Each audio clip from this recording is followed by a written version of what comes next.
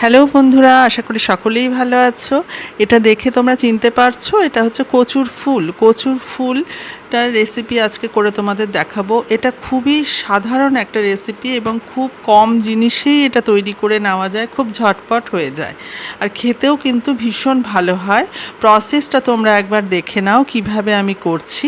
এই ফুলের মাঝখানের যে শিরটা থাকে, এই শিরটা কিন্তু সম্পূর্ণ ফেলে দিতে হবে। ফেলে দিয়ে তারপর এই যে কচুর যে ফুলগুলো রয়েছে সবগুলোর শির আমি সম্পূর্ণ ভালো করে ফেলে দিচ্ছি। ফেলে দেবার পর টুকরো টুকরো করে কেটে নিয়েছি, আর নিয়েছি কালো জিরে, কাঁচা লঙ্কা আর রসুন। খুব কম উপকরণেই এটা তৈরি করে নেওয়া যায়। এবার গরম জলের মধ্যে কচুর ফুলটাকে আমি সেদ্ধ করে নেব, ভালো করে সেদ্ধ করে জলটা ফেলে দেব।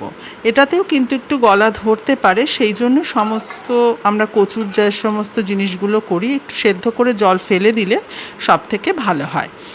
তারপর একটা কড়াইতে তেল দিয়ে তাতে কালো জিরে, কাঁচা লঙ্কা দিয়ে দিলাম ফোড়নে প্রথমে, তারপর দিয়ে দিলাম রসুন। রসুনটা যখন হালকা গন্ধ উঠবে তখন আমি কচুর ফুলটা যে সেদ্ধ করে রেখেছি সেই কচুর ফুলটা এতে দিয়ে দেব।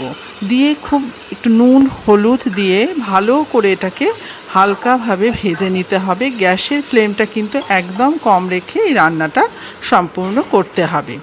নুনের পরিমাণটা তোমরা দেখে দেবে। সেদ্ধ করার সময় আমি সামান্য নুন দিয়েছিলাম। এবার হলুদ দিয়ে দিলাম, দিয়ে ভালো করে এটা ঢাকা চাপা দিয়ে আস্তে আস্তে করে রান্নাটা করতে হবে। পুরো রান্নাটা আমাদের হয়ে গেছে। সময়ও ভীষণ কম লাগে, যেহেতু ফুলের পরিমাণ আমার খুব কম ছিল সেই কারণে সময়টাও খুবই কম লেগেছে।